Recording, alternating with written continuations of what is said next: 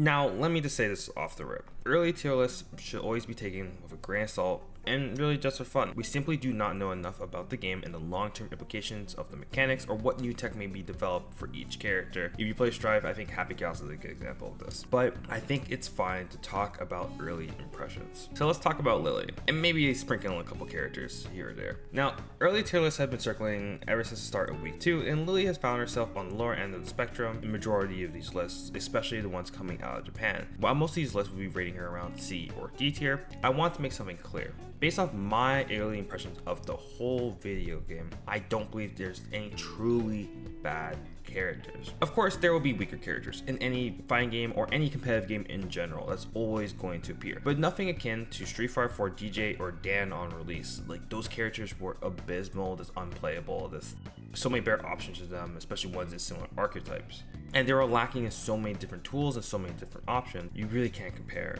Oftentimes, we speak as players in extremes, especially when expressing frustrations about character strengths or weaknesses without checking our biases, and which is a very normal thing. I mean, we're all human. So in my early and humble opinion, I want to state, like, really how wide is Street Fighter's tier list really? Well, personally, I would argue it's somewhere between S tier and maybe B+. Typically, characters in B+, I would say they're still somewhat strong, but they're just lacking in something crucial about their general game plan, oftentimes requiring strong players to overcome large gaps or weaknesses. A tier characters are strong and competitive in their own right, and depending on where they are in A, may have more of an issue regarding how they use the system mechanics or how they interact with higher tier characters. Hey, this character may be like an A- character, they just struggle against some of the top tiers because of X or Y reason. Of course, you have the S tier characters, which are overall the strongest characters, and at many times in different fighting games are lacking in fundamental flaws, especially for their archetype. Some characters are just too well rounded or just cover too many bases to be considered a weak character, they're just too strong. Or maybe for their archetype, they have tools that shouldn't really exist. So where is Lily on this tier list in my opinion? Well, in my opinion, we should start off by talking about her strengths and weaknesses before we properly define her within a tier. And once again, early impressions, these tiers should not be taken seriously. If I had to personally describe Lily, I would say it's Street Fighter's attempt at a pixie grappler. Threading command grabs, some grappler normals, grappler jump arc, and jump attacks, but she has a smaller frame and better movement options. She has great mid-range pokes that can be found specifically in her punch buttons, and only her medium buttons aren't special cancelable, which is extremely important to note due to the fact that drive impact is such a potent threat at all given times during the video game. Her mediums and heavies are disjointed, making them hard to contest, and has both rate pokes and counter pokes found in her heavy buttons. Her counter pokes from my perspective being her heavy punch and her crouching heavy punch, and maybe her back heavy punch as well you can consider as a counter poke in certain matchups as well. And then her pokes being her forward heavy punch, which I think is a little bit on the weaker end just given the startup and recovery, and her roundhouse, which is surprisingly very far, by the way, given the fact that she kind of steps forward regarding her heavies. And other general pokes would be like her medium punch and crouching medium punch, given like the frame data, very solid tools that you can use. And actually her jabs are very good as well. They go very far. They have pretty good frame data regarding her active frames, just really solid buttons. And like any other grappler, she has the ability to use these hard to approach tools to walk people down into the corner, which is one of her core win conditions as any offensive character. In regards to higher committal options that she has, she can use her heavy buttons into a win stock of some sort, being light fruit heavy, which is just a more gambly committal option, but it's just RPS, and the RPS should be established in order to play the video game further and create layers of offense attached to these neutral pokes. Furthermore, she also has some really great jump attacks that are quite threatening. Her heavy kick actually has quite a bit of reach. Her body splash is a very pesky tool that can be weird to basically tell if she's going left or right depending on when she presses the button. And while counter dive is extremely unsafe on block and essentially people can just drive rush and punish it, getting a really huge punish on it, it can just be really important to establish from time to time, or you can attack from spaces that people may not be expecting. Another gamble tool you can also use is this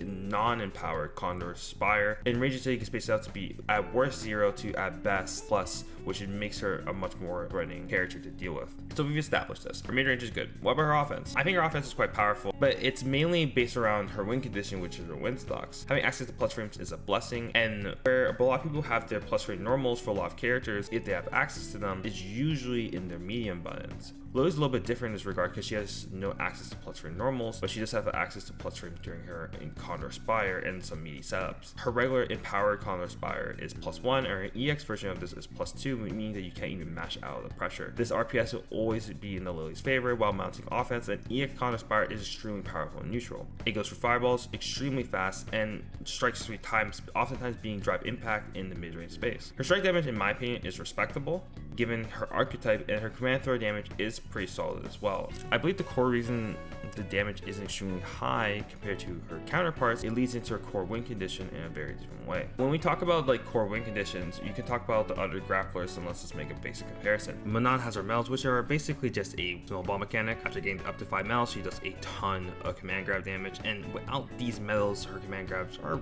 rather weak, to be honest. Her light and medium command grab also having slower frame data to increase the range, unlike Zangief and Lily's. Zangief doesn't get anything special per se off his command grabs, it's more so that he just gets a lot more raw damage. And Lily, while having same range as light SPD on her light command grab, and does like a lot less damage in comparison to Zangief, in Lily's case, she gets to empower her neutral and her offense by building charge. Not only that, but I find her win condition to be very interesting, as it forces players to approach her very differently compared to, I would say, other grapplers. Oftentimes you want to keep a healthy distance against grapplers, depending on your character's kit, of course. You're playing around your strong mid-range pokes or using your fireballs to keep them away. However, Lily forces players to play close to the chest in order to stop her from getting stocks. But as established, her mid-range pokes are good, so she's able to hold her ground in neutral against main characters while working people down into the corner. So all in all, just great pokes with some decent gambling tools, potent offense, and a very solid win condition. So why are people rating her so low? Like, what is the core problem? I think the core problem really relies on resource management, defense, and how she uses system mechanics while also accessing her win condition. Lily often has to spend meter for either pressure, combo extensions, or neutral interactions. And while this isn't particularly unusual, many strong characters in the game aren't necessarily pigeonholed into having to use these tools, but more so as a basic extension to just cash out for more damage. For example, let's just compare to Luke. If Luke gets a light confirm based off his jab, he can kind of just do a light knuckle, or he can use drive rush for additional damage, or he can use EX knuckle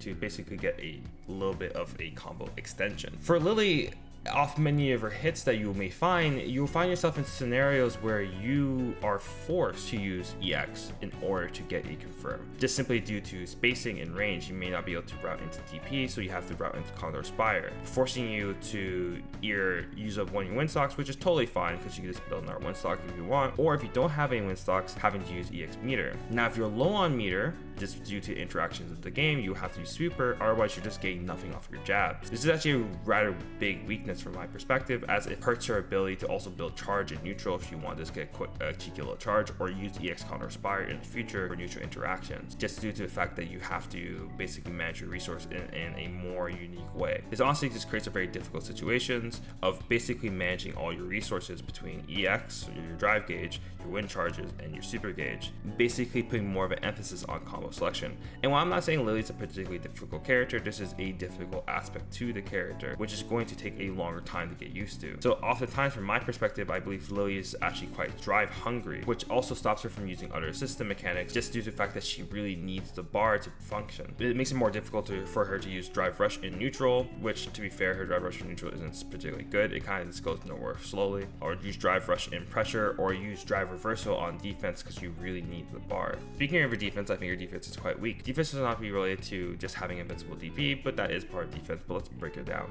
Defense, to me, depending on the game, can be your jump options and your jump arc, how your light confirms work, where your light buttons to defend yourself, and if you have any invincible reversals. So regarding Lily, she has some interesting movement options that we talked about before, and interesting jump buttons and what have you, but they obviously carry quite a bit amount of risk. Her backdash also, if she has to backdash defensively in neutral, doesn't go particularly far, is relatively slow. Her light confirms requiring additional resources to escape pressure can create its own problem, and the fact that if you were blocking anything, your drive gauge is already being depleted, making her further behind regarding resources, which is a general problem. Not only that, but her fourth framer is actually on the stubbier end, right, being her light kick. So some situations it may not reach when you're trying to use it on defense. Now, defense is not just because someone's really close up to you punching you with light buttons. It could just be in a range where you have to act defensively. So it may force her to use her 6 framers to defend herself. And while her 6 framers actually have very good reach, which is very important for defense, they are essentially 6 framers, so it's just slower. It's making it a little bit harder to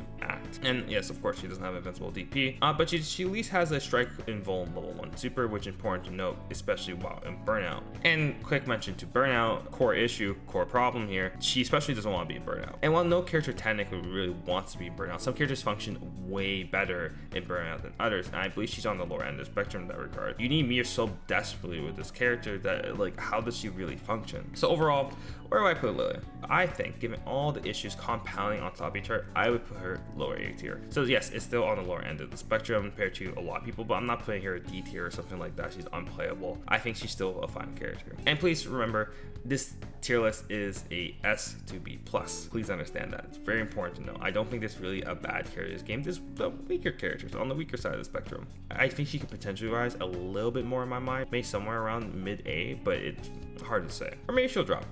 Who really knows? It's literally not even been a month, right? Just have fun with the video game and don't worry about tier lists, man. While tier lists can be great for fun, interesting discussions, I find that a lot of times people just take them too much to heart and care way too much about tier lists, basically justify their own feelings or opinions about the game, and especially regarding their performance. This have fun in the video game, pick a character you think is cool and then rock with it. Or you can play a top tier or bottom tier. I don't really care. You can do what you want with your life. I'm not you. I digress. So let me know, what are your early impressions of Lily? Or what's your early impression about the rest of the cast? Let me know in the comments below. Like and sub if you liked the video, or don't if you didn't like it. Up to you really. And I'll see you next time. And follow my stream, twitch.tv/BitHitta. This has been BitHitta. Peace.